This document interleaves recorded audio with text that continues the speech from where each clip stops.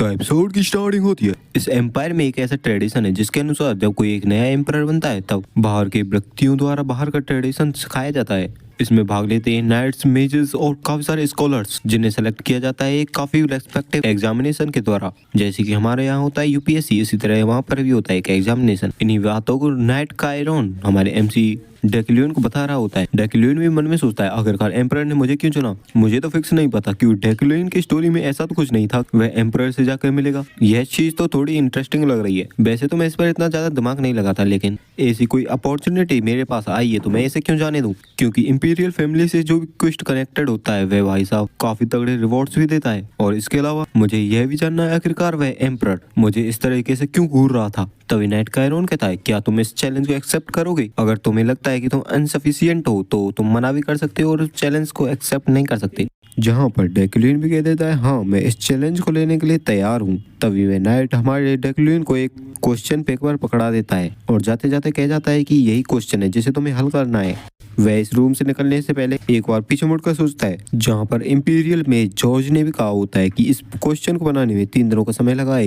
ये काफी कठिन क्वेश्चन है। अगर कोई कैंडिडेट इस क्वेश्चन को हल कर देता है तो वह इस एग्जाम में जरूर ही क्वालिफाई हो जाएगा। वह नाइट अपने मन में सोचता है एक ऐसा क्वेश्चन जिसे हमारे एक्सीलेंसी लॉर्ड जॉर्ज ने भी काफी कठिन बताया है। चलो देखिए आखिरकार रूमर्स में डेक्लियन को जैसा बताया गया है क्या वह सच में भी ऐसा ही है, क्या वह इस क्वेश्चन को हल कर पाएगा। तभी हम देखते हैं उस क्वेश्चन पेपर से अचानक से काफी ज्यादा एनर्जी निकलने लगती है। सारे नाइट इसे देखकर काफी हैरान हो जाते हैं। डेक्लियन भी शांत होता है। उस क्वेश्चन पेपर से निकलता है जॉर्ज का होलोग्राम, जो कि आते के साथ ही कहता है कांग्रेचुलेशंस कैंडिडेट, मैं हूँ जॉर्ज जो कि इंपीरियल कोर्ट का एक मेज है।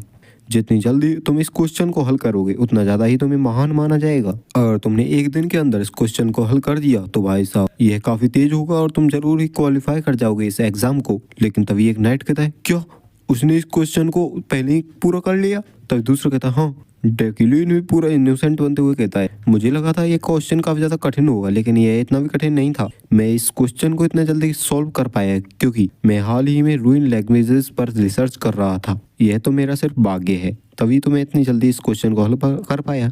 नाइट भी मन में सोच रहा होता है आखिर फिर भी यह इतना ब्रिलियंट कैसे है। हमारा डेक्लियन मन में सोच रहा होता है एक क्वेश्चन जो कि है रूइन लैंग्वेज में, यह स्क्रिप्ट काफी डिफिकल्ट है जो कि एंशिएंट टेक्स्ट में ही पाई जाती है, लेकिन यह मेरे लिए एकदम अलग है क्योंकि मैं ही वो था जिसने इस रूइन लैंग्वेज को रिफाइन किया था एक गेम डेवलपर के रूप में। चाहे इसे कितना ही लंबा समय क्यों ना हो गया हो, फिर भी मेरी मेमोरी और मेरी कॉम्प्रिहेंसिव एबिलिटी के बलबूते पर यह तो प्रॉब्लम मेरे दाएं हाथ का खेल थी। तभी डेक्लियन साइड में नोटिस करता है। नाइट कैरन कहता है डेक्लियन वॉन ग्रहण यूकेलाइन, यह इनविटेशन है इंपीरियल फैमिली की तरफ से। आखिरकार अंत में तुमने इस एग्जाम को क्वालिफाई कर ही लिया। हमारा डेक्लियन भी उन्हें थैंक यू कहता है। अभी सीन शिफ्ट होता है, हमें देखा जाता है हमारी एम्प्रेस का सीन, जहाँ पर वह कह रही होती है क्या उसने सिर्फ 5 मिनट में से कंप्लीट कर लिया। नाइट भी बताता है हाँ आपकी ये बात सही है। तो हमारी एम्प्रेस कहती है अगर उसने सारी टेस्ट को पास कर लिया है तो अब यहाँ पर क्या ही चीज रही है जिसे उसे पास करना होगा, तो वो तो क्वालिफाई कर गया है ना एग्जाम को। कायरन उसका नाइट कहता है फिर भी अगर हम थोड़े टाइम तक और डेक्लियन के ऊपर ऑब्जर्वेशन करें तो ये थोड़ा अच्छा ही रहेगा। एम्प्रेस भी चिल्लाते हुए कहती है आखिरकार अब क्या रह गया ऑब्जर्व करने के लिए। उसने एक काफी खतरनाक क्वेश्चन को सिर्फ 5 मिनट में हल कर दिया, या क्या है ये काफी नहीं है। तो क्या फिर तुम डेक्लियन को छोड़कर उस वूमेन लुइना को सपोर्ट करना चाह रहे हो जिसने इसी प्रॉब्लम को सॉल्व करने में 4 घंटे ले लिए थे। क्या 4 घंटों को एक्सीलेंट में गिना जाएगा जबकि किसी और ने उससे सिर्फ 5 मिनट में हल कर दिया। तो यहाँ पर रिजल्ट तो क्लियर है भाई। एम्प्रेस की ऐसी बातों को सुनकर कायरन थोड़ी देर के शांत हो जाता है और कहता है मैजेस्ट्री मेरा लूना के प्रति थोड़ा सा झुकाव है। ये मेरा कोई पर्सनल बेसिस पर नहीं है, बल्कि डेक्लियन के बारे में काफी सारे र्यूमर्स फैले हुए हैं चारों तरफ। मैं सोचता हूँ एक बेगुनाह मेज को एक गुनहगार मेज के बदले में अपॉइंट करना काफी अच्छा रहेगा। एम्प्रेस भी उसकी ऐसी बातों को सुनकर काफी परेशान हो जाती है और कहती है क्या तुम सोच रहे हो कि मैं ऐसे र्यूमर्स पर भरोसा करूंगी। मैं सिर्फ उसी पर भरोसा करती हूँ जो कि मैं अपनी आंखों से देखती हूँ। मैंने पहले ही डेक्लियन को अपना एक इंस्ट्रक्शनल मेज के रूप में चुन लिया है, तो इसे और आगे मत बढ़ाओ। नाइट भी कहता है ठीक है और एम्प्रेस उबासी लेते हुए कहती है अगर सोचा जाए तो लुगडेन जो कि इंस्ट्रक्शनल नाइट एग्जामिनेशन की देखरेख करने वाला था वह तो काफी पहले इंजर्ड हो गया है ना।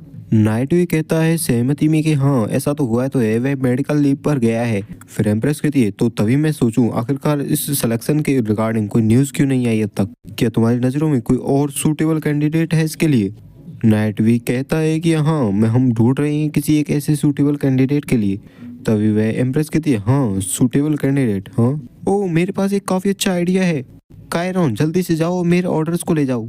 एम्प्रेस के एकदम से बदले ऐसे हवा को देखकर कायरॉन भी भौचक्का हो जाता है। तो भाई सीन शिफ्ट होता है, हमें देखा जाता है जूलिया का सीन, जो कि पूरे दिलो जान से प्रैक्टिस कर रही होती है अपनी स्वॉर्डमैनशिप की, जिसकी ऐसी खतरनाक ट्रेनिंग को देखकर वहां पर खड़े नाइट्स भी बातें करने लगते हैं और कहते हैं क्या हमारे कैप्टन आज कुछ ज्यादा ही हार्ड प्रैक्टिस नहीं कर रही हैं। तब दूसरा कहता है हाँ ये अब भी इतनी अच्छी नहीं दिख रही हैं। तब तीसरा कहता है हाँ चलो कम से कम वे एक तलवार को तो पकड़ पा रही हैं, पहले तो मुझे लगा था कि वे कुछ कर भी नहीं पाएंगी और बेहोश हो जाएंगी। इस सब में सिर्फ एक ही चीज बढ़ी है, वह है जूलिया की स्पिरिट। तब दूसरा कहता है हाँ जब से उन्होंने सुना है कि वेरोन की बॉडी पाई गई है लेकिन वह एक छोटी पर है फिर भी उसे पाना काफी मुश्किल है। तभी हम देखते हैं नाइट्स के पीछे से एक और नाइट आ रहा होता है भागता हुआ और चिल्ला रहा होता है कैप्टन कैप्टन। उनका भी ध्यान उस नाइट पर जाता है और वह जो सोल्जर होता है वह सीधा जूलिया के पास जाकर उसे सारी बातें बता देता है, जिन बातों को सुनकर जूलिया भी काफी ज्यादा हैरान हो जाती है। फिर हमें देखा जाता है पहले इसके बाहर का सीन, जहाँ पर वही कायरॉन आया होता है जो कि बता रहा होता है इंपीरियल ऑर्डर्स और कहता है जूलिया वॉन डेया फ्रेडेन तुम्हें हमारे एम्प्रेस को सिखाने के लिए एक इंस्ट्रक्शनल नाइट के कैंडिडेट की भर्ती में चुना गया है। एक कैंडिडेट के तौर पर जब तुम एक इंस्ट्रक्शनल नाइट बन जाओगी तो तुम हमारे मैजिस्ट्री को स्वॉर्डमैनशिप सिखाओगी, जो कि एक काफी बड़े हुनर की बात है। लेकिन उससे पहले तुम्हें पास करना होगा एक क्वालिफिकेशन एग्जाम जिससे तुम अपनी एबिलिटीज को प्रूव करोगी। तो क्या तुम अपनी एबिलिटीज को प्रूव करने के लिए तैयार हो? जूलिया भी पूरे जोश में कहती है हाँ क्यों नहीं। तभी सीन शिफ्ट होता है, हमें देखा जाता है एक बर्फीले मैदान का सीन, जहाँ पर ठंडी हवाएं चल रही होती है, जहाँ पर जूलिया जाकर पहुंचते है एक लकड़ी के घर में और उस घर में घुसते ही कोई कहता है जूलिया तुम आ गई। वहाँ पर 3 नाइट पहले से ही बैठे होते हैं, जिनमें से एक हरे बाल वाला बंदा होता है जिससे जूलिया कहती है हाँ ये काफी लंबा समय हो गया जब से हम मिले हैं एक दूसरे से सीनियर। उसका सीनियर भी कहता है हाँ मुझे लगा ही था कि तुम भी इन कैंडिडेट्स में जरूर होगी, तो चलो जल्दी से यहाँ पर आओ और आराम करो। वैसे मैं सोच रहा हूँ आखिरकार एग्जामिनेशन होगा क्या, हम सभी को यहाँ पर बुलाया गया है, मुझे तो ऐसा लग रहा है जैसे कोई स्कूल का प्रोजेक्ट दिया गया हो सभी को ग्रुप में, है ना। तभी एक और लड़की जिसका नाम होता है स्केर्ड स्टार नाइट ग्वेन कहती है मुझे इसके बारे में तो नहीं पता लेकिन मैं तुम्हारे ऊपर कभी भी इजी नहीं जाऊंगी, तो पूरी तरीके से प्रिपेयर होकर इस एग्जाम को देना। तभी दूसरा तगड़ा सा बंदा जिसका नाम होता है नाइट ऑफ वाइगोर रेफेल कहता है ऑब्वियसली हम भी यहाँ पर इसी सेम चीज के लिए हैं। तभी वहाँ पर थोड़ी देर के लिए शांति छा जाती है। तभी जूलिया सीनियर कहता है यह यहाँ पर जो खाली सीट पड़ी है ये शायद से एग्जामिनर की सीट होगी, क्या तुम्हें नहीं लगता एग्जामिनर काफी ज्यादा लेट हो चुका है। तभी ग्वेन कहती है हाँ मैंने सुना है कि जो वाइस कैप्टन जो कि हमारे एग्जामिनर होने वाले थे उन्हें कोई मेडिकल इंजरी आ गई है और वे अब एक मेडिकल लीव पर गए हैं, तो अब आखिर उनके अलावा कौन होने वाला है एग्जामिनर हमारा।